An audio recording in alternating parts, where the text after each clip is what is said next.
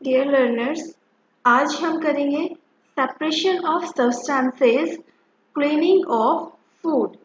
ये है हमारे 6th क्लास का chapter number 3। So let's start our chapter. हमारे नेचर में जितने भी सब्सटेंसेस प्रेजेंट हैं, most of them are mixture and not pure substance. Mixture in nature, हमारे नेचर में प्रेजेंट मिक्सचर्स। तो आप ये बताइए, हम जो सांस लेते हैं एयर, तो उसमें different types of gases present हैं, वाटर वेपर्स प्रेजेंट हैं, डस्ट पार्टिकल्स प्रेजेंट हैं, जर्म्स प्रेजेंट हैं, डिफरेंट माइक्रो ऑर्गेनिजम्स प्रेजेंट हैं, एंड अगर इनके अलावा भी कुछ हो सकते हैं डिफरेंट कंडीशंस में, कहीं पॉलन ग्रेन हो सकते हैं या फिर कुछ अलग सब्सटेंसेस भी हो सकते हैं। तो यहाँ से आप ये कह सकते हैं कि कुछ हर कोई अनडिजायरेबल नहीं होता, डिजायरेबल भी होते हैं जो नेचर में मिक्सचर है।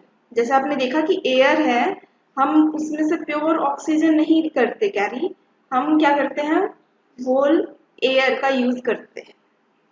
एंड अगर आप कुछ और देखें, आप खाना खाते हैं एंड इन दैट फूड, अगर आपने एग्जांपल लिया बटर मिल्क, ठीक है, बटर मिल्क यानी कि लस्सी, छाछ, अलग अलग नाम है, तो आप जिस भी नाम से इसे जाने। तो बटर मिल्क में क्या होता है, बटर प्रेजेंट होता है, वाटर प्रेजेंट होता है, कुछ अलग कंपाउंड्स होते हैं जिसकी वजह से उसे हम बटर मिल्क कहते हैं। तो यहाँ पे आप देख सकते हैं कि ये कैसा है, डिजायरेबल है मिक्सचर। आप दूध पीते हैं, उसमें पानी भी होता है, ठीक है, आप खाना खाते हैं, सब्जियां खाते हैं। सो यहाँ पे आप ये देख सकते हैं कि नेचर में most of the substance are present as mixture, but they all are not undesirable. कुछ डिजायरेबल होते हैं, कुछ अनडिजायरेबल होते हैं।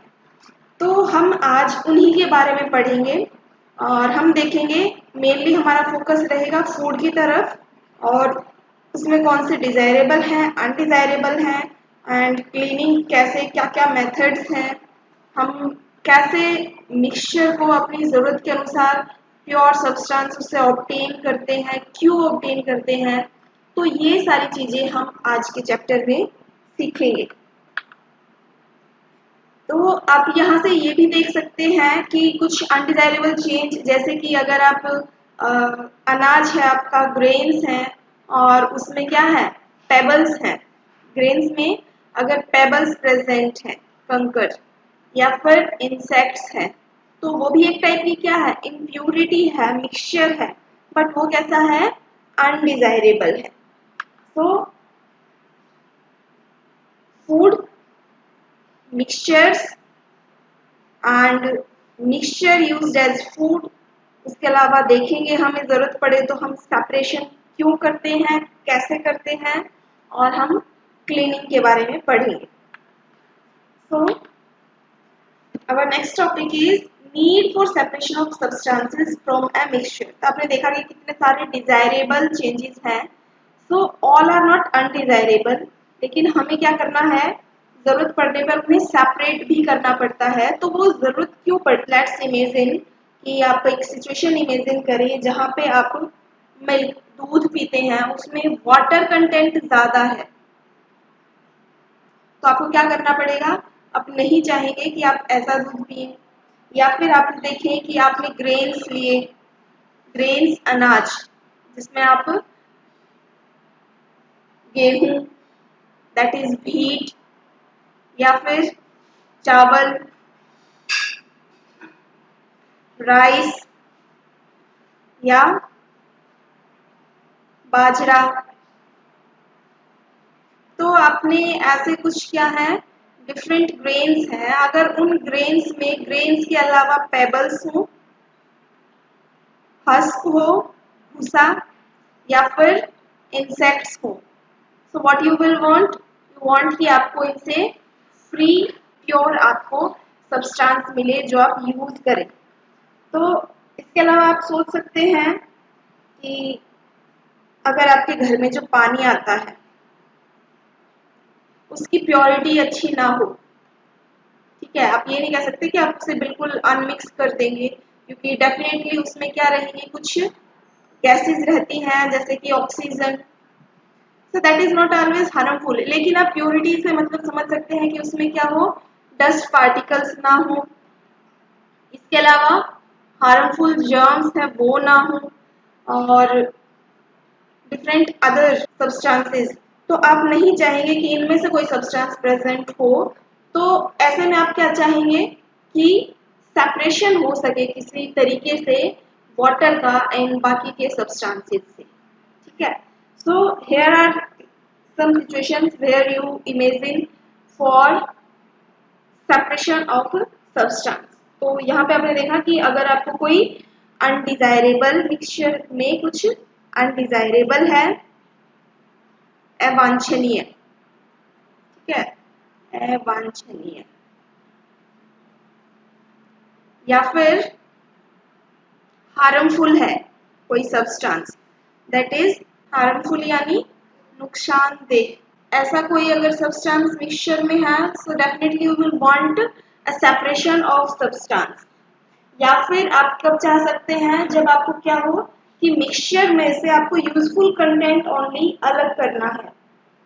जैसे अगर आप फूड से अलग बात करें कि आपके पास क्या हो, क्रूड ऑयल कच्चा तेल, तो उसमें से अलग करके आप यूज करते हैं पेट्रोल, डीजल,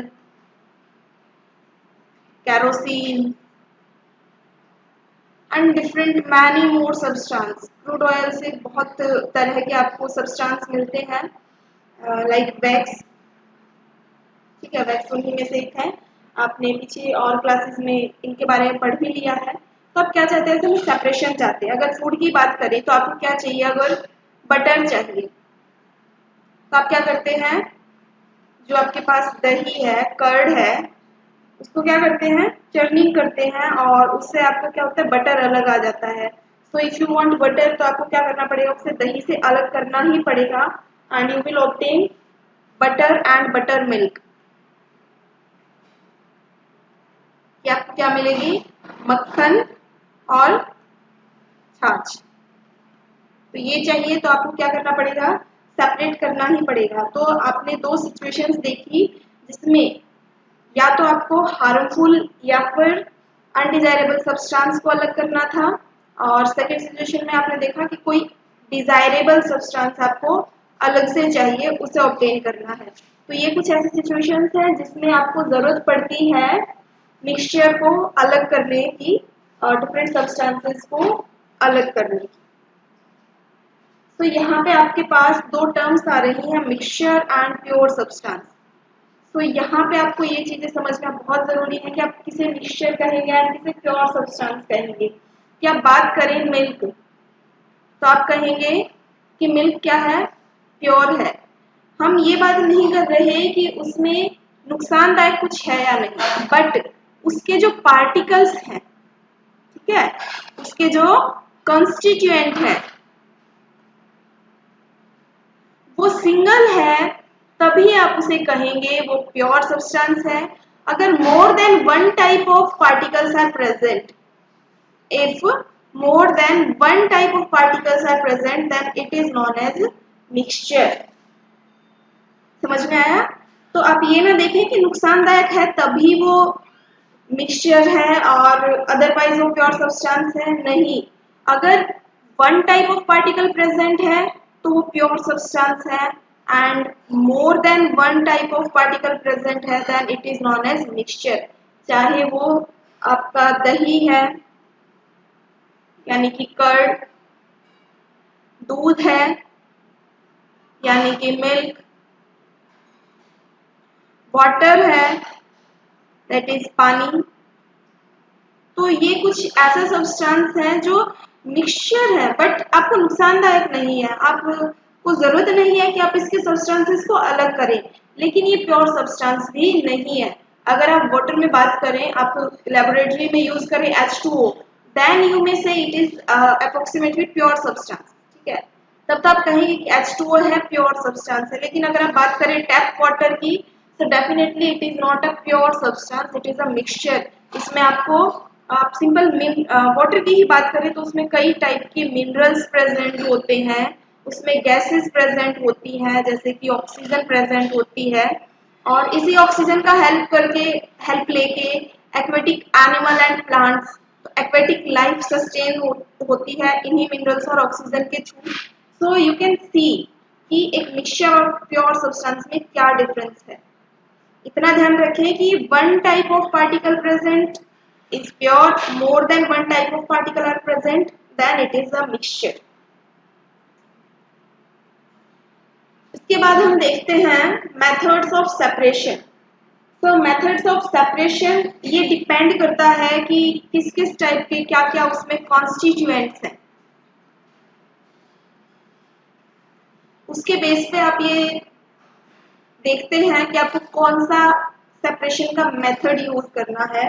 तो हम क्या कॉन्स्टिट्यूएंट है, किस टाइप की कॉन्स्टिट्यूएंट है, उसके बेस पे डिफाइन करते हैं कि आपको क्या करना है, कौन सा मेथड यूज करना है। तो आपने फर्स्ट टाइप हम देखेंगे कि जब हमें सॉलिड से सॉलिड को अलग करना है।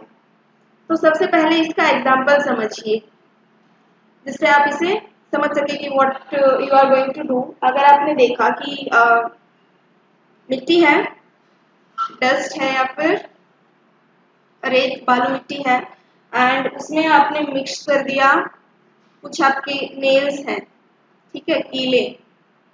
तो आपने क्या है ये कि किसी भी कारण से मिक्स हो गई है, so what will you do to separate them. क्या करेंगे आप, आपको पता है कि ये अगर आयरन नेल है तो वो अट्रैक्ट होगी मैग्नेट से। तो आप उस मिक्सचर में है अपना जो मैग्नेट है उसको आप घुमाइए, एंड इन द प्रोसेस जो सभी नेल्स हैं वो अट्रैक्ट हो जाएंगी मैग्नेट से, और आप उसे उठा लें तो डस्ट से वो क्या हो जाएगी, अलग हो जाएगी। तो अलग अलग सिचुएशंस में हम अलग अलग सेपरेशन के मेथड्स यूज करते हैं। जैसे कि अगर शुगर क्रिस्टल है सैंड पार्टिकल से मिक्स हो गए, तो व्हाट विल यू डू, आप उन्हें अलग करने के लिए कोई तरीका अपनाएंगे। अगर आपने देखा कि कुछ टाइप के फ्रूट्स मिक्स हैं, तो आप क्या करेंगे कि एप्पल है और बनाना है, so you can simply make them separate by hand picking method। ठीक है, तो कुछ ऐसे हैं सॉलिड से सॉलिड जिनमें पार्टिकल्स बड़े हो। The main thing here is कि पार्टिकल्स बड़े बड़े हो तभी तो आप उन्हें हाथों से उठा सकेंगे। ऐसा तो है नहीं कि आप मिट्टी के एक एक दाने को उठाएंगे। तो आपको क्या चाहिए, बिग साइज पार्टिकल्स। ठीक है, अगर बड़े बड़े साइज में है पार्टिकल्स तो आप यूज कर सकते हैं हैंड पिकिंग मेथड।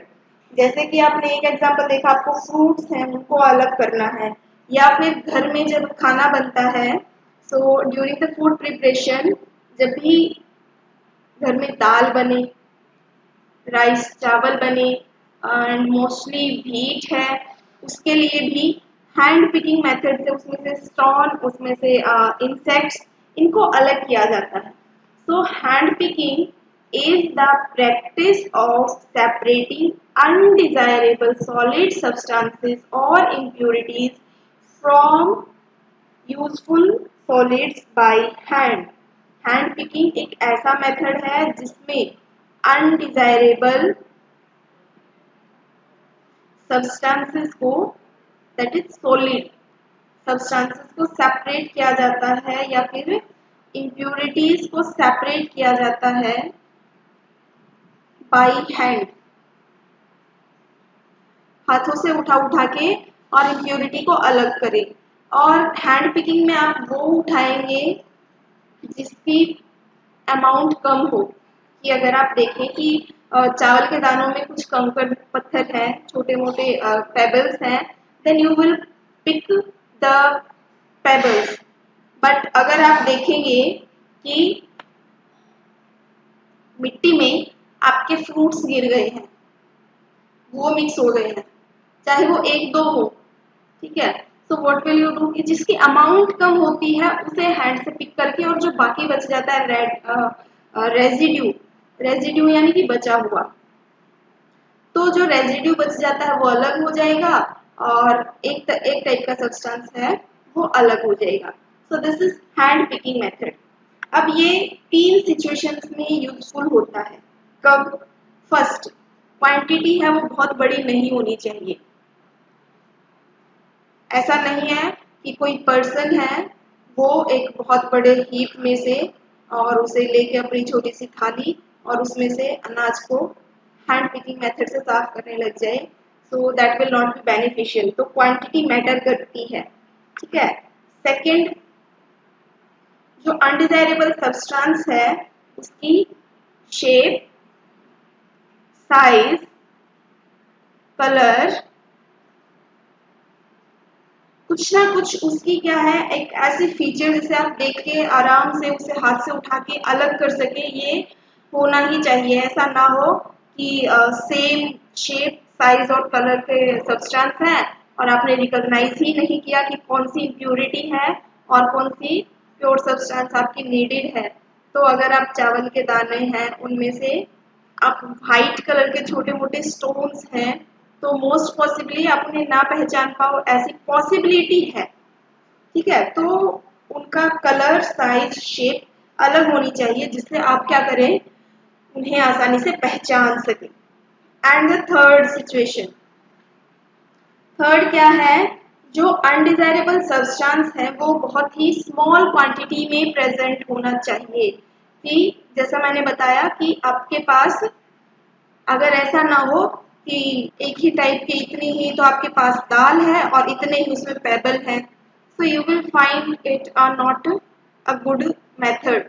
या फिर आप ये देखें कि आपने 2 तरह की दाल मिक्स कर दी है और आप हैंड पिकिंग करने बैठ जाओ, ठीक है। आपने 2 तरह की दाल ली, एक तो मूंग है, उड़द है, मिक्स कर दी और आपने अलग अलग करने बैठ जाओ, so that will not help you. आपको जो अनडिजायरेबल सब्सटेंस है वो कम क्वांटिटी में प्रेजेंट होना चाहिए, तभी आप उसे अलग करने के लिए हैंड पिकिंग मेथड यूज करते हैं। आपके लिए एक एक्टिविटी है, तो इस एक्टिविटी में आपको क्या करना है, आपको आप अपने घर पे कोई सब्सटेंस लीजिए, जैसे कोई ग्रेन्स, आप कुछ व्हीट ले सकते हैं या फिर राइस ले सकते हैं, या आप कोई दाल लें और उसे किसी बर्तन में आप स्प्रेड करके और उसको हैंड पिकिंग मेथड से आप देखें कि उसमें कोई और सब्सटेंस प्रेजेंट है या नहीं। अगर है तो आप उसे अलग करें, ठीक है। तो इससे आपकी एक एक्टिविटी हो जाएगी। आपको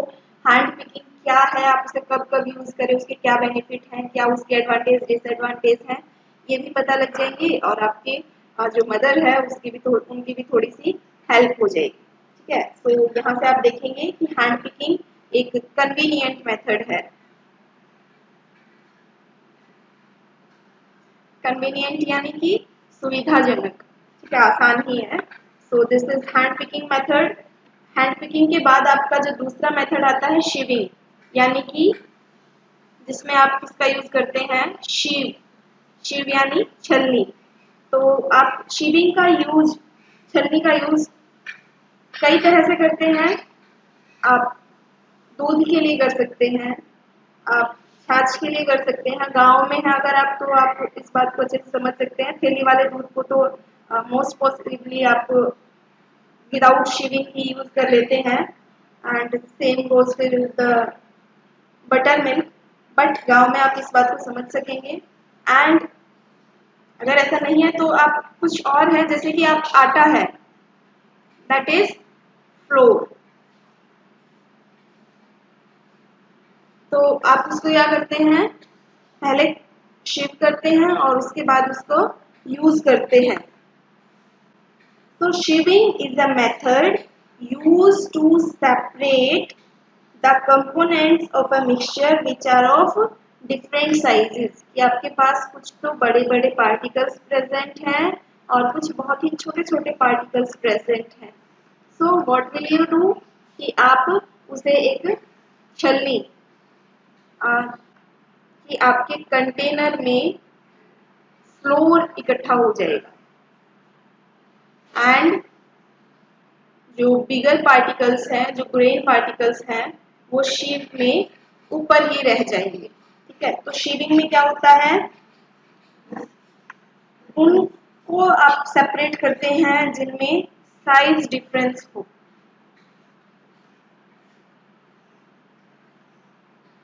और साइज डिफरेंस इतना होना चाहिए कि जो शीट के पोर्स हैं, होल हैं, उनमें से one kind of particle pass through them and the other kind of particle do not pass through it। जो बिगर पार्टिकल हैं वो शीव में ऊपर रह जाएंगे, जबकि जो फाइन पार्टिकल्स हैं वो शीव में नीचे आ जाएंगे। सो आप सभी ने टी का यूज किया होगा, कभी ना कभी शीव का यूज होते हुए देखा होगा जब चाय छानते हैं। सो यू सी एक छलनी है और उसमें जब आप चाय डालते हैं तो जो चाय की पत्तियां होती हैं वो ऊपर ही रह जाती हैं एंड जो आपकी टी है वो नीचे कप में इकट्ठी होती है। ठीक है, so in this way you can see the method of shaving. After the method of shaving we comes to threshing. तो आपको मैंने पिछली वीडियो में भी अच्छे से बताया था व्हाट वाज थ्रेशिंग। तो थ्रेशिंग में क्या होता है,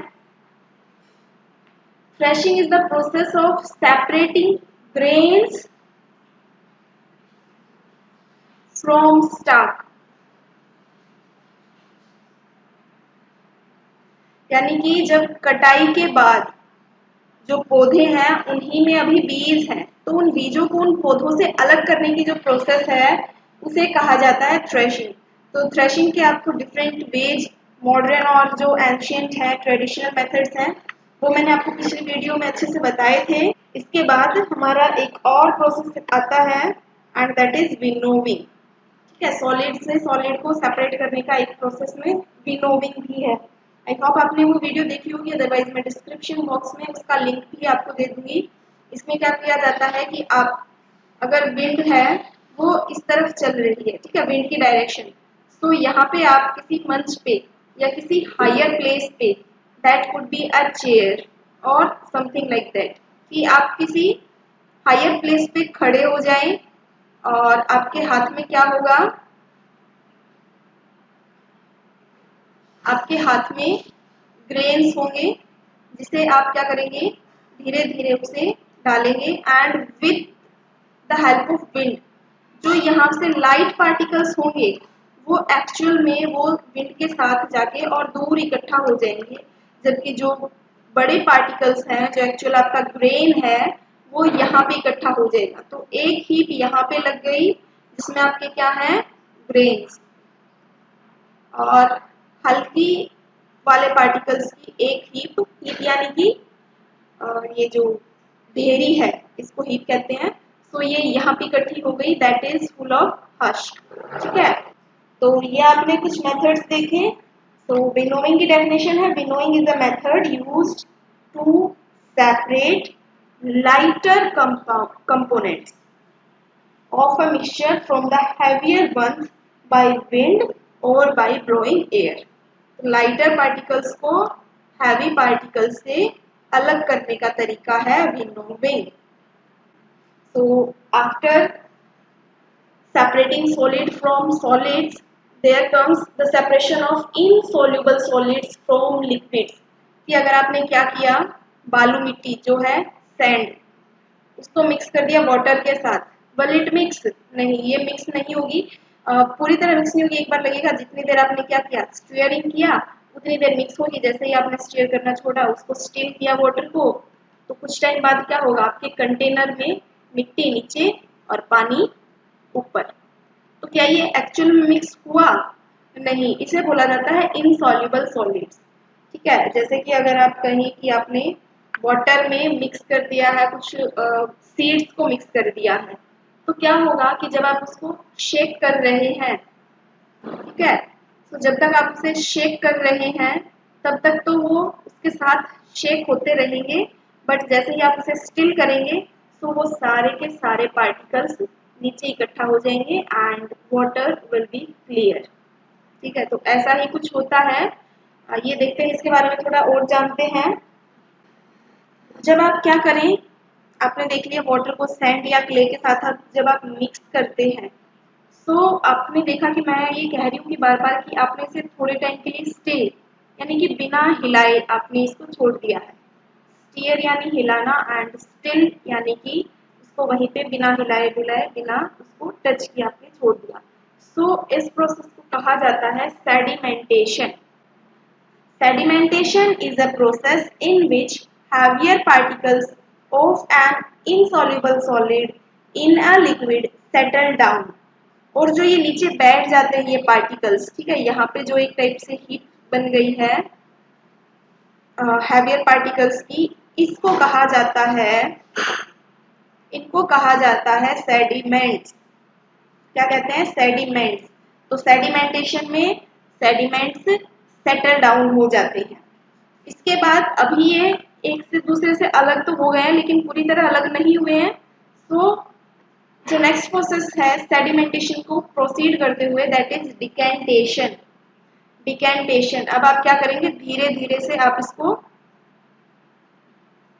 ये आपका कंटेनर है एंड यहाँ पे आपका क्या है, सॉलिड इकट्ठा हो जाएगा और आपने बाकी लिक्विड किसी दूसरे कंटेनर में इकट्ठा कर लिया। So that is known as decantation. ठीक है, धीरे धीरे बिना इसको, जो सेडिमेंट्स हैं उनको हिलाए डुलाए बिना, आप जो ऊपर लेयर आ गई है लाइटर लिक्विड की, उसे आप अलग कर लें, that is known as decantation. तो इनसॉल्युबल सॉलिड्स को लिक्विड से अलग करने का तरीका है कि आप उसको कुछ टाइम के लिए बिना छुए बिना टच किए आप उन्हें कुछ टाइम के लिए रख दें एंड देयर आफ्टर जो सेडिमेंट्स हैं they will settle down and you will do the process of decantation. Decantation is the process of pouring out liquid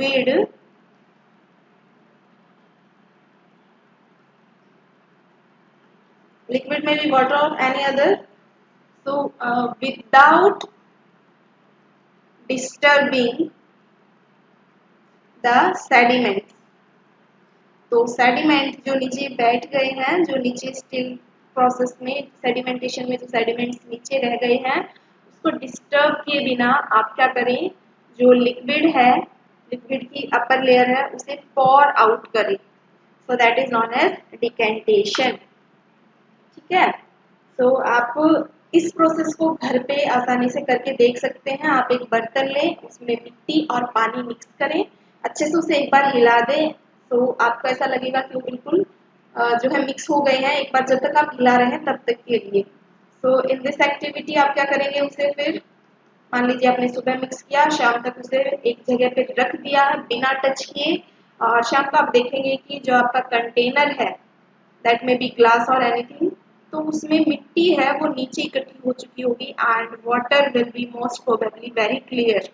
कुछ लाइटर पार्टिकल्स अगर हैं, that is part of humus, तो कोई leaf वगैरह है, leaves वगैरह है, तो उनके कोई पार्टिकल ऊपर रह सकता है, तो उनको आप क्या करेंगे, वो शेविंग से अलग होते हैं, बट अगर उसमें ये नहीं है तो मिट्टी नीचे होगी। अगर आप क्लियर सैंड लें तो मिट्टी नीचे होगी और पानी ऊपर होगा, और आप उसे डिकेंटेशन से अलग करके देख सकते हैं। ठीक है, तो ये एक एक्टिविटी है आपकी जो आप घर पे परफॉर्म कर सकते हैं। इनसॉल्युबल सॉलिड्स को लिक्विड से अलग करने की एक और प्रोसेस है and the process is filtration. क्या है प्रोसेस? फिल्ट्रेशन। फिल्ट्रेशन में क्या होता है? Filtration is the process by which two substances an insoluble solid और a liquid are separated by using a filter paper. ठीक है, फिल्टर का यूज करते हैं। फिल्टर पेपर भी हो सकता है या और कोई तरीका हो सकता है, जैसे कि आप देखेंगे जब आप आरओ का यूज करते हैं तो उसमें भी आप देखते हैं 4 से 5 फिल्टर के अलग अलग तरीके उसमें प्रेजेंट होते हैं। आरओ मशीन में भी प्रोसेस है, ये समझ में आ गई होगी। इसके बाद हमारा सेपरेशन मेथड्स में आता है सॉल्युबल सॉलिड्स को लिक्विड से कैसे अलग करें। जैसे कि आप शुगर या फिर सॉल्ट जो है इनको अगर आप मिक्स कर दें वाटर में, so what will happen, आपका पानी बिल्कुल दिखने में होगा बिल्कुल साफ। टेस्ट है वो स्वीट या सॉल्टी हो सकता है, बट वो सॉल्युबल सॉलिड है। तो क्या प्रोसीजर है कि अगर आपके साथ ऐसा हो जाता है कि आपको सॉल्युबल सॉलिड अलग करना है, maybe there could be some situation where you have to separate soluble solids from liquids। तो ऐसे में आप क्या प्रोसेस यूज करते हैं? ऐसे में आप यूज करते हैं एक प्रोसेस जिसमें जो आपका लिक्विड है, अगर आपको क्या चाहिए सॉलिड पार्टिकल चाहिए तो आप ऐसा कोई यूज करेंगे जिसमें लिक्विड है वो इवोपरेट हो जाए। So that is known as evaporation. It is process of converting liquid into vapor। This is known as evaporation। तो evaporation एक ऐसी प्रोसेस है, देखिए दो टर्म्स होती हैं, evaporation and vaporization। पहले तो आप इनको समझ लें, इन दोनों टर्म्स में क्या डिफरेंस है, ठीक है। एक evaporation है, एक vaporization है। दोनों में सेम काम होता है कि जो लिक्विड है वो इसके गैसियस स्टेट में चेंज होता है, लेकिन डिफरेंस क्या है? डिफरेंस है टेम्परेचर। डिफरेंस क्या है? टेम्परेचर। यहाँ पे टेम्परेचर होता है नॉर्मल और यहाँ पे होता है बॉइलिंग।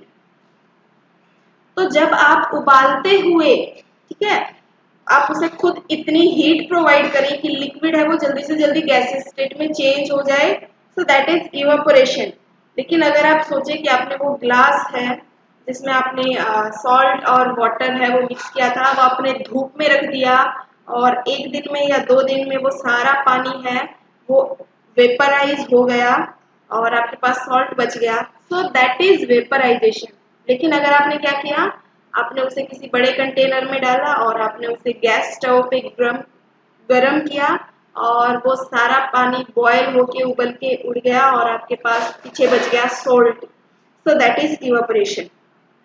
तो इवेपोरेशन और वेपराइजेशन में कंफ्यूज नहीं होना है, सिर्फ टेम्परेचर का डिफरेंस है। अगर नॉर्मल टेम्परेचर पे अपने आप हो रहा है दैट इज वेपराइजेशन, अगर आपने बॉइलिंग टेम्परेचर का यूज किया है देन इट इज इवेपोरेशन। जो इवेपोरेशन प्रोसेस है उसमें आप देखें कि क्या यूज होती है, हीटिंग। तो हीटिंग होती है जिसमें, तो ऐसे में आप देखेंगे कि जो आपका वाटर है, क्योंकि हम यहाँ पे एग्जांपल में सॉल्ट प्लस वाटर का यूज कर रहे हैं, तो ऐसे में वाटर जो है वो इवेपोरेट हो जाएगा एंड जो सॉल्ट है वो नीचे यहाँ पे बचा रह जाएगा, ठीक है, ये सारा साफ हो जाएगा। विद टाइम आपके वाटर का लेवल है वो नीचे जाता जाएगा and after some time you will see कि आपका सारा पानी है वो इवेपोरेट हो गया है and you have only salt there. जब आपको सॉल्ट सी वाटर से ऑब्टेन करना है या फिर ओशियन वाटर आप कह सकते हैं, तो you know that water is salty. तो आपका जो नमक है, सॉल्ट है, वो वहीं से आता है। तो ये कैसे ऑब्टेन होता है? ऐसा होता है कि कुछ गड्ढे बना दिए जाते हैं एंड उस गड्ढे में आपका जो वाटर है वो फिल कर दिया जाता है एंड विद टाइम ये जो वाटर का लेवल है वो डिक्रीज होता रहता है एंड आफ्टर सम टाइम जो पानी है वो सारा का सारा खत्म होके नीचे आपको सॉल्ट मिलता है, ठीक है। सो ये एक प्रोसेस है जिसमें सी या ओशियन वाटर से सॉल्ट इकट्ठा किया जाता है। सो आप देखते हैं कि एट लास्ट आपके पास सॉल्ट है वो वाटर से अलग होके और वहाँ बचता है और उसे फिर आप क्या करते हैं, यूज करते हैं रिफाइनिंग के बाद, ठीक है। तो यही वो प्रोसेस है और आपने ज़रूर पढ़ा या सुना होगा, गांधी जी ने जो दांडी मार्च किया था और उसमें नमक बनाया था, ठीक है। So this is the way salt is obtained. इसके बाद इवोपरेशन के बाद एक और प्रोसेस आती है एंड दैट इज कंडेंसेशन। तो कंडेंसेशन क्या प्रोसेस है, आपने कभी देखा होगा, कभी ना कभी आपने ऑब्जर्व किया होगा कि आपका जो दूध का कंटेनर है उस पे आपने प्लेट रख दी, तो कुछ टाइम बाद उस प्लेट को उठा के देखें तो उसके नीचे वाटर ड्रॉपलेट्स होती हैं। ठीक है। सो एवोपरेट होना यानी कि हीटअप होना वाटर का, लेकिन फिर किसी कोल्ड सरफेस पे आके या कोल्ड प्लेस पे आके और वहां पे उसका ठंडा होके वापस ड्रॉपलेट्स में कन्वर्ट हो जाना। ड्रॉपलेट्स तो इकट्ठा होके होती हैं, तो गैसेस से वापस लिक्विड स्टेट में चेंज होने की जो प्रोसेस है दैट इज कंडेंसेशन।